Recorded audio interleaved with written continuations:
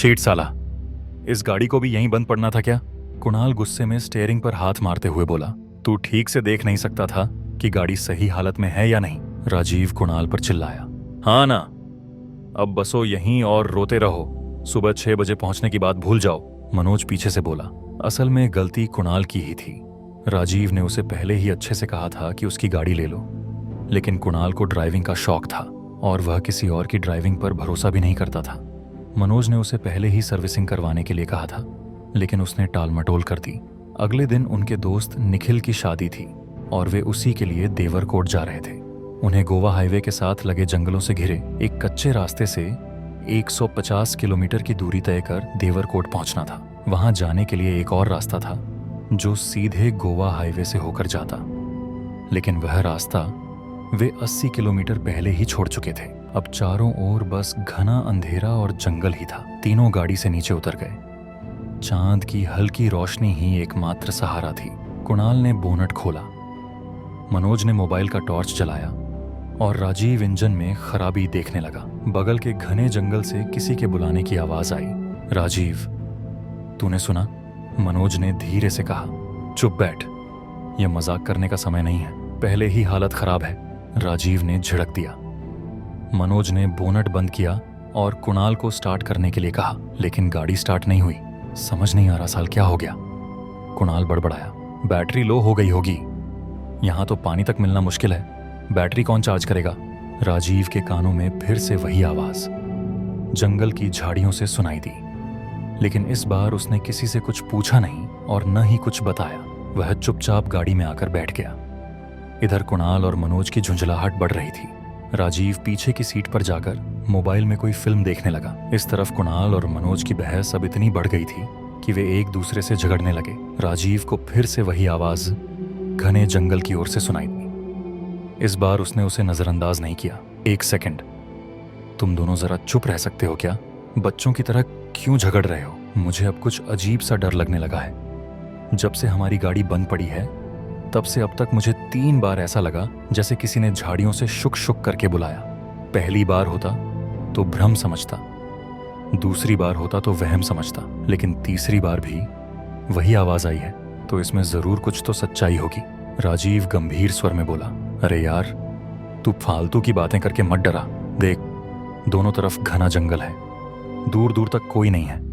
कौन आवाज देगा? कुणाल ने कहा। इस बार आवाज मनोज को भी सुनाई दी। देख, अब तूने भी सुना? राजीव बोला। हाँ, इस बार मैंने भी सुना। कौन है वहां? अगर कोई मजाक कर रहा है तो यह सही नहीं है। मनोज ने गाड़ी की खिड़की का शीशा नीचे किया और बाहर झांक कर दोनों ओर देखने लगा, लेकिन बाहर कुछ भी नहीं था। उसने शीशा वापस बंद कर लिया और अब तीनों चुपचाप गाड़ी के अंदर ही बैठ गए। राजीव ने बैग से रम की बोतल निकाली और उसे थम्स अप में मिलाने लगा। ये क्या कर रहा है? मनोज ने पूछा। तो और क्या करें, यहां बैठकर डरने से अच्छा है कि 4 पैग मारकर आराम से सो जाएं, राजीव बोला। अम्मा सही कह रहा है, मुझे भी दे। वैसे भी अब हम शादी में नहीं पहुंच सकते, हमें रात यहीं गुजारनी पड़ेगी, मनोज ने कुणाल की तरफ देखते हुए कहा। और हमारे पास स्टॉक भी भरपूर है, राजीव ने मजाकिया अंदाज में कहा।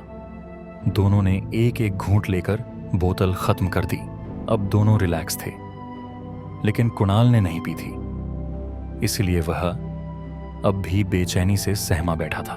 राजीव और मनोज पर शराब का नशा चढ़ने लगा और धीरे धीरे उनकी आंख लग गई। कुणाल भी ड्राइविंग सीट पर बैठकर सोने की कोशिश करने लगा। उसने आंखें बंद कर लीं। सरसर्र बगल के जंगल से कोई आवाज आई जिससे उसने तुरंत आंखें खोल दी। वह खिड़की से बाहर झाड़ियों की ओर देखने लगा। तभी टक टक, किसी ने खिड़की पर दस्तक दी। कुणाल एक पल के लिए डर गया। बाहर एक आदमी खड़ा था। ए राजीव, मनोज, उठो जल्दी। कुणाल ने खिड़की खोलने से पहले दोनों को जगाया। टक टक, वह आदमी फिर से खिड़की पर दस्तक देने लगा। दोनों उठ गए और कुणाल ने खिड़की नीचे कर दी। क्या हुआ सेठ, इतनी रात में इस रास्ते पर? उस आदमी ने पतली आवाज में पूछा। गाड़ी खराब हो गई है, पास में कोई गैराज है क्या? मनोज ने पूछा। अरे सेठ, यहाँ कोई आदमी ही नहीं मिलता, गैराज की बात ही छोड़ दो, उस आदमी ने ठंडी आवाज में कहा।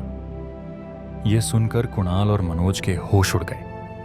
राजीव थोड़ा निडर था, इसीलिए वह शांति से सुनता रहा। अच्छा, फिर आप इतनी अंधेरी रात में इस रास्ते पर क्या कर रहे हैं? राजीव ने चुप्पी तोड़ते हुए पूछा। अरे सही सवाल किया सेठ। शाम को भैंसों को चराने निकला था, लेकिन उनमें से एक भैंस खो गई। अब उसे ढूंढ रहा हूं। हमारी बस्ती उस पहाड़ी के पीछे है, बस पैदल 15 मिनट लगेंगे। अगर चलना हो तो चलो, वह आदमी बोला। नहीं नहीं, हम यहीं रुकेंगे, तुम जाओ, अपनी भैंस ढूंढो। राजीव को कुछ अजीब लगा, इसीलिए उसने जाने देने में ही भलाई समझी। ठीक है पाहुने, मैं चलता हूं, पर एक इंसानियत भरी सलाह, यहां मत रुकना, यह जगह ठीक नहीं है। युवा लड़के हो, इसलिए तुम्हारी फिक्र कर रहा हूं।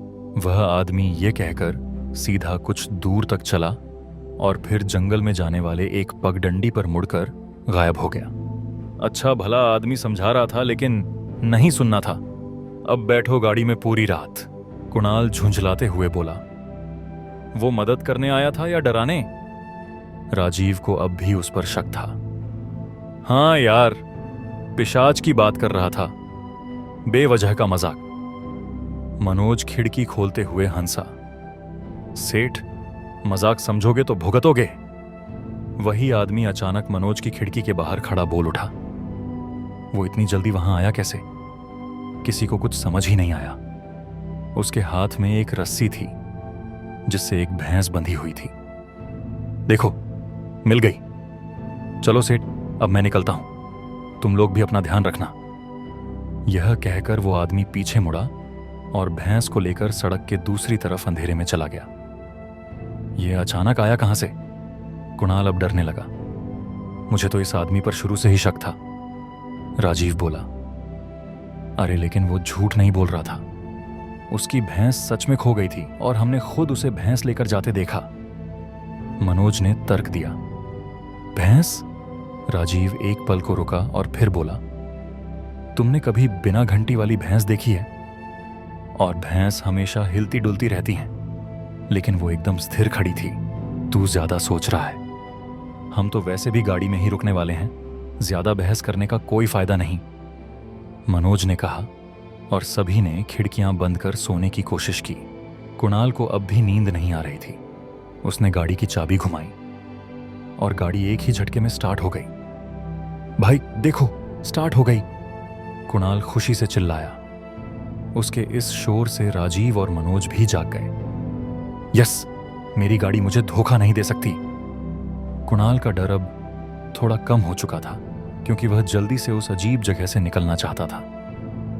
आराम से चला, कहीं ज्यादा जल्दी में फिर से न बंद हो जाए, मनोज ने चेतावनी दी। गाड़ी वहां से आधा किलोमीटर आगे बढ़ चुकी थी, लेकिन अचानक गाड़ी फिर से झटके खाने लगी और बंद हो गई। जो खुशी अभी अभी मिली थी, वह एक पल में फिर से गायब हो गई। शीट! कुणाल गाड़ी से उतर गया। बोनट से धुआं निकल रहा था। उसने बोनट खोलकर अंदर झांककर देखने लगा। शीट! कुणाल झुंझला गया। राजीव और मनोज भी उतर गए। अब क्या, फिर से बैठे रहो परेशान होकर, राजीव ने कहा। उसी समय कुणाल की नजर सड़क से कुछ दूरी पर बने एक बंगले की तरफ गई। बंगले में रोशनी जल रही थी। अरे वो देखो, वो आदमी कह रहा था ना कि सरपोतदार फार्म हाउस यही होगा। चलो ना, देखते हैं, वहां कोई मदद मिल जाए तो, कुणाल ने कहा। मेरी सुनो। नहीं, हम गाड़ी में ही सुरक्षित हैं, राजीव ने जवाब दिया। अरे, ये इतना कह रहा है तो चलो देखते हैं, कोई खा तो नहीं जाएगा। ज्यादा से ज्यादा मना कर देंगे मदद करने से, मनोज ने कहा। हम ठीक है, चलो। बैग गाड़ी में ही रहने दो, सिर्फ जरूरी सामान एक छोटे बैग में रख लो। राजीव और मनोज डिक्की के पास गए और जरूरी सामान एक छोटे बैग में रखा। कुणाल गाड़ी लॉक कर रहा था तभी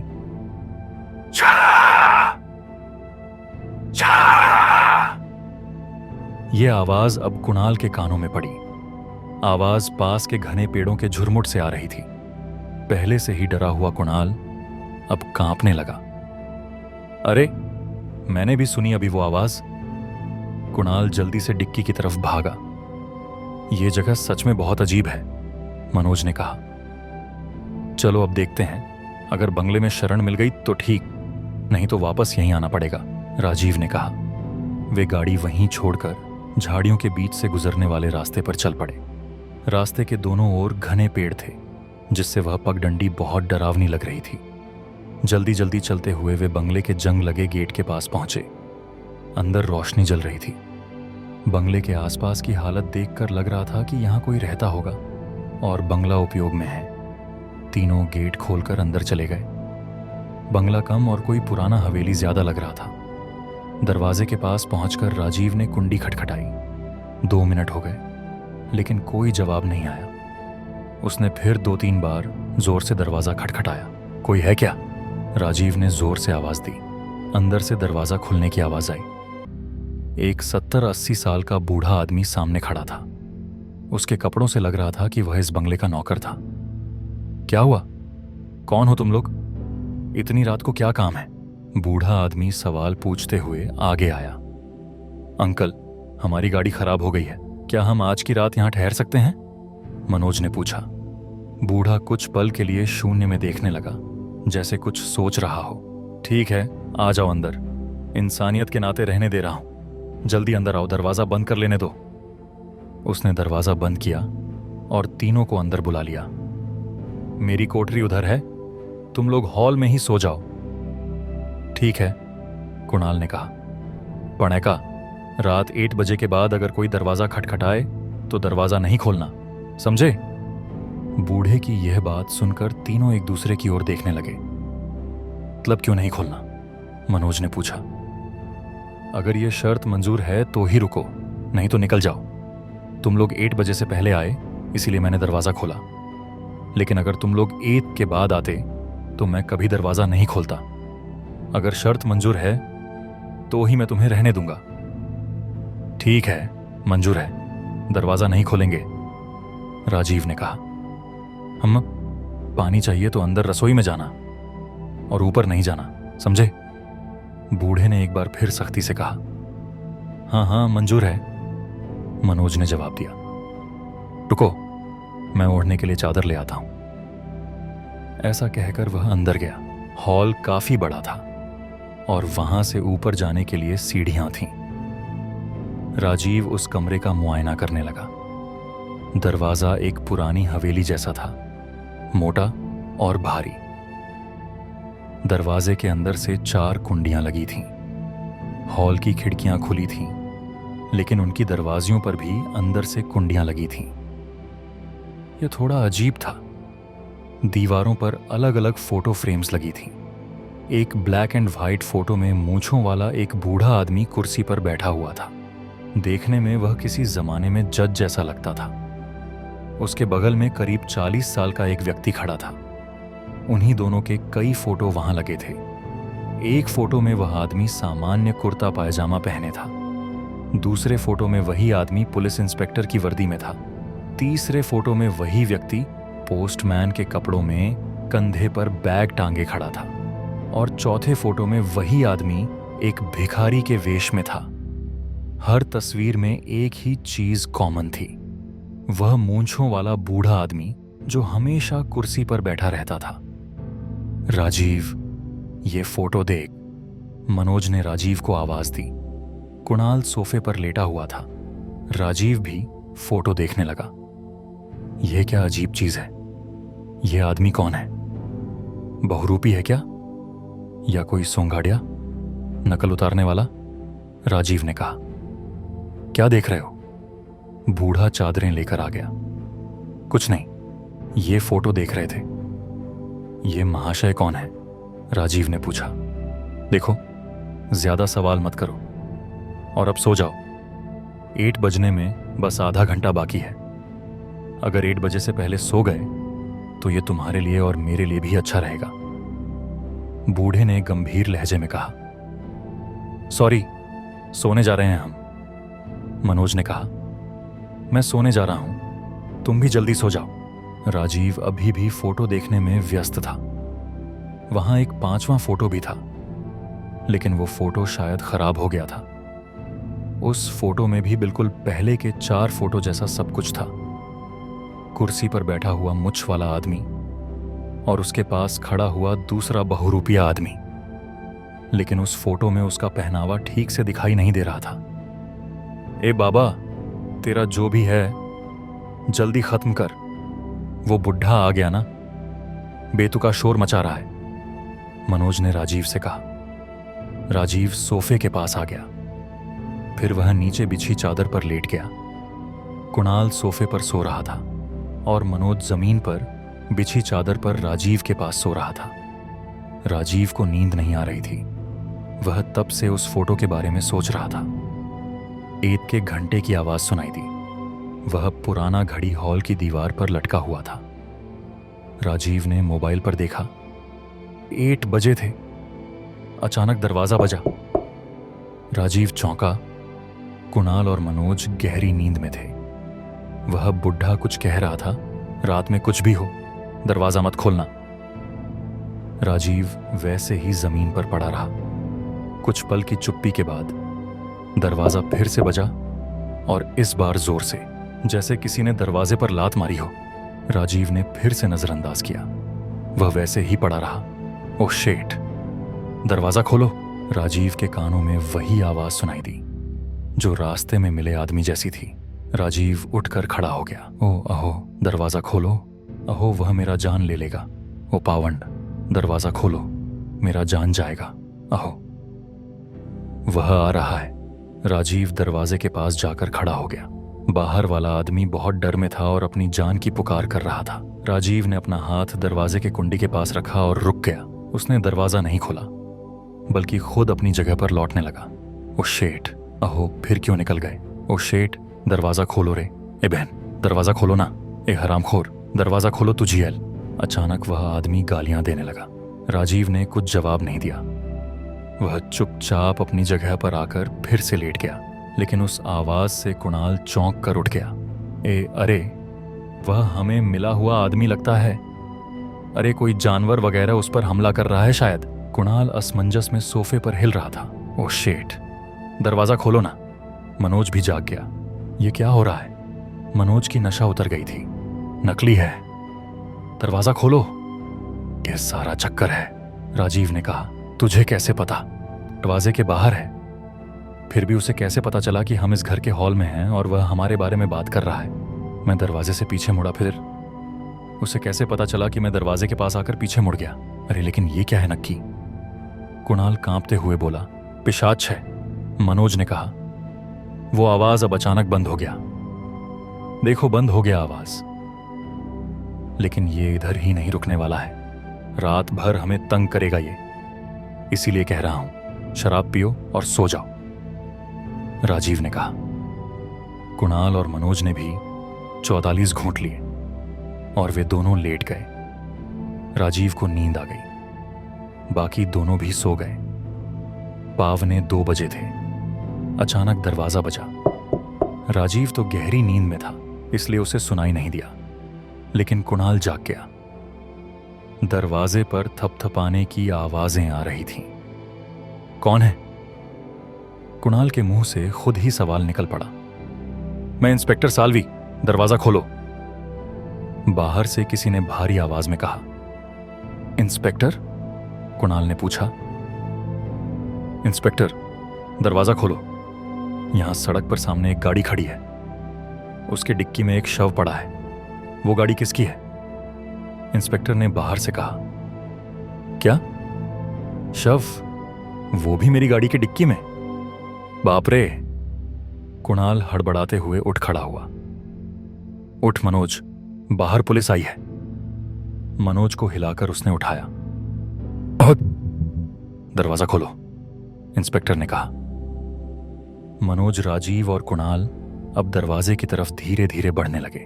दरवाजा खोलो, नहीं तो दरवाजा तोड़कर अंदर आ जाएंगे और सब पर हत्या का केस लगेगा। बाहर से उसने धमकी दी। नहीं, रुको, खोलता हूं, मनोज ने कहा।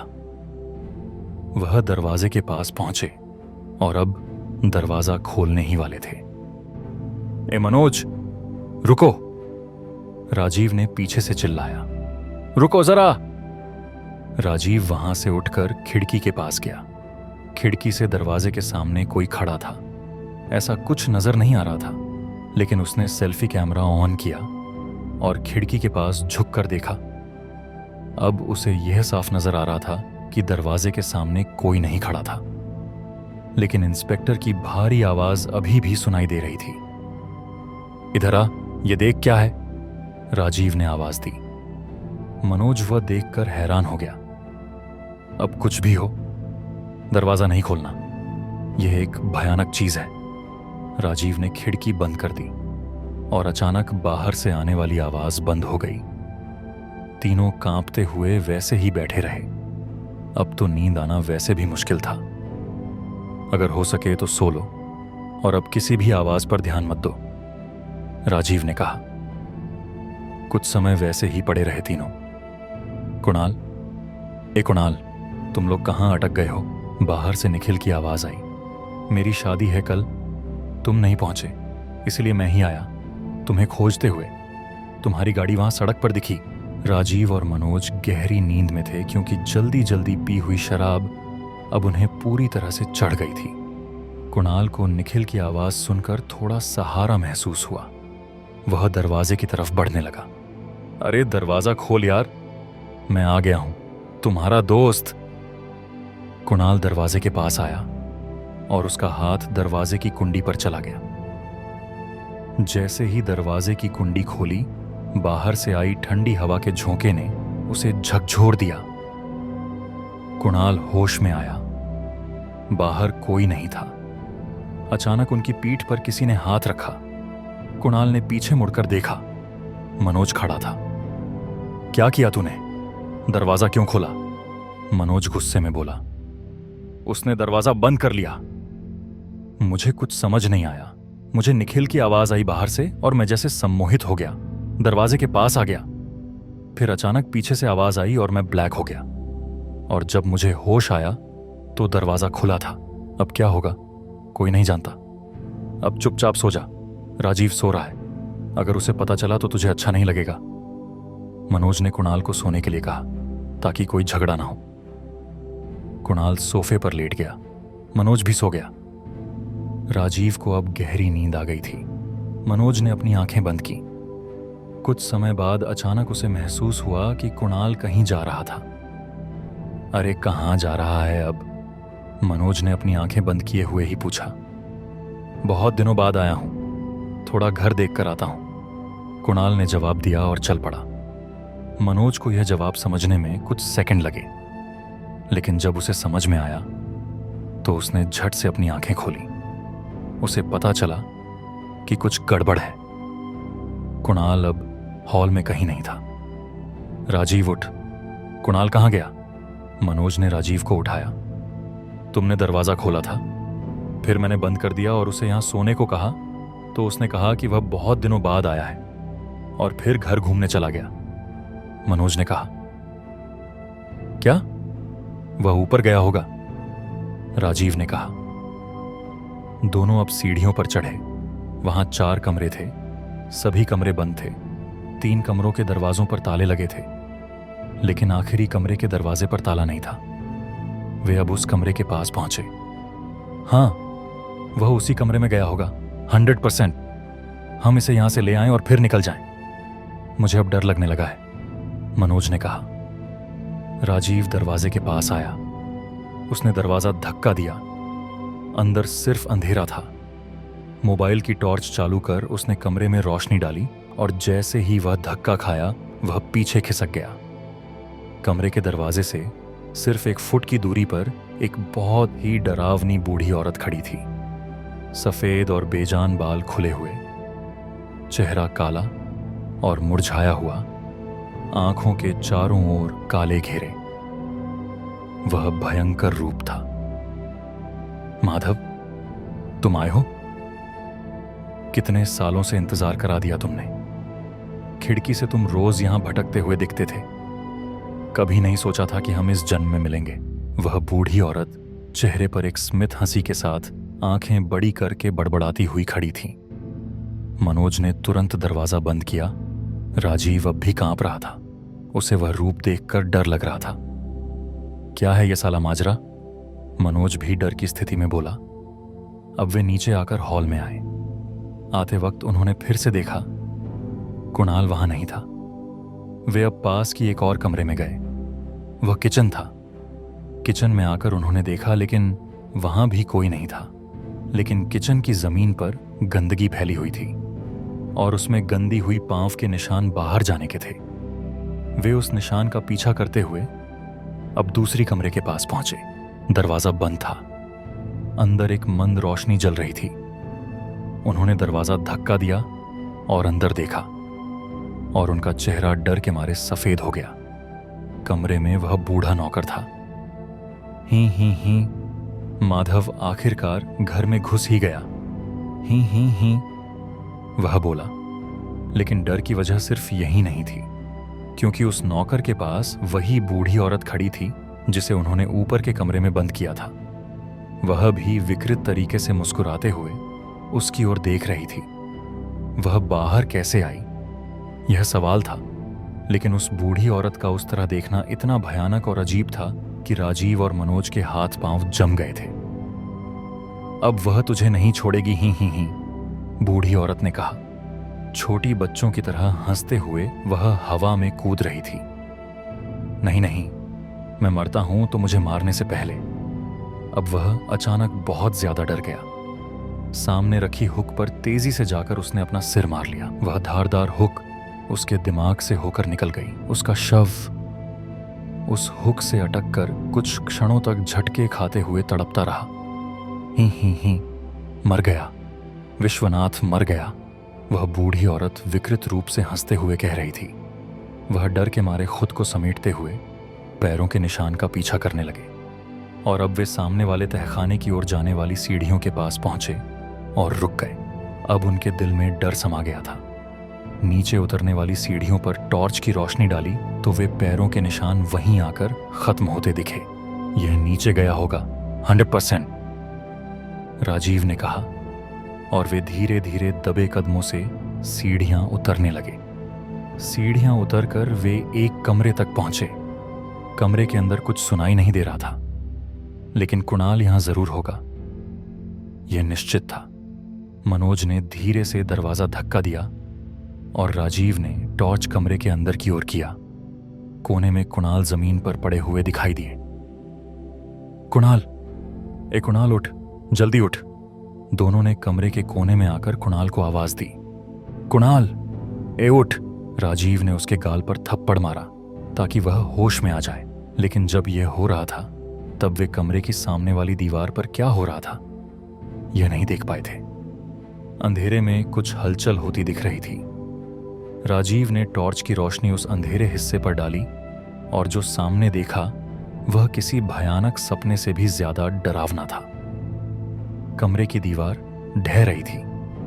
उसमें से एक मानव कंकाल आधा बाहर आ रहा था।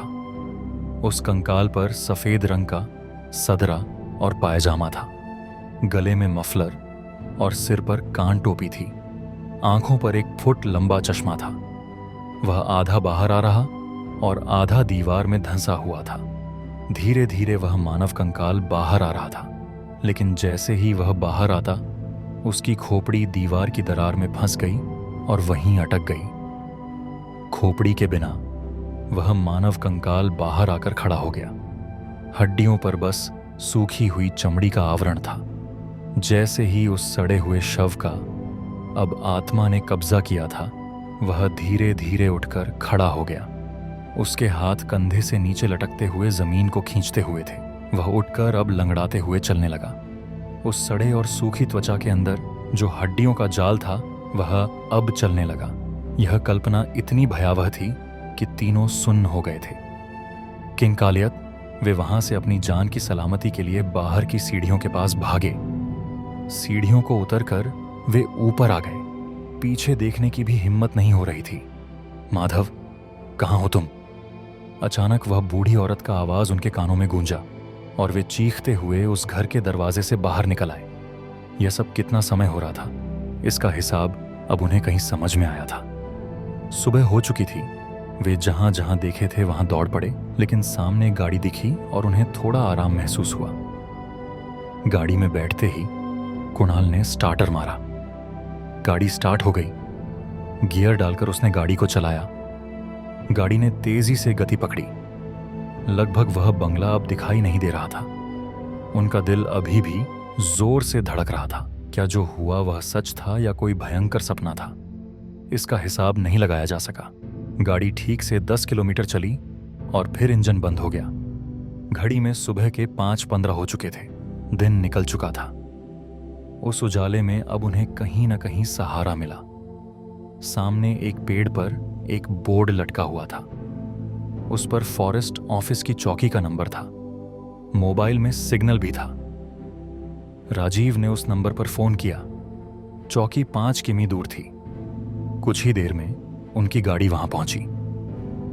गाड़ी की मदद से कुणाल की कार 20 किलोमीटर दूर एक छोटे से गांव में ले जाई गई। मैकेनिक की व्यवस्था हो गई और 11 बज चुके थे। मैकेनिक गाड़ी ठीक कर रहा था।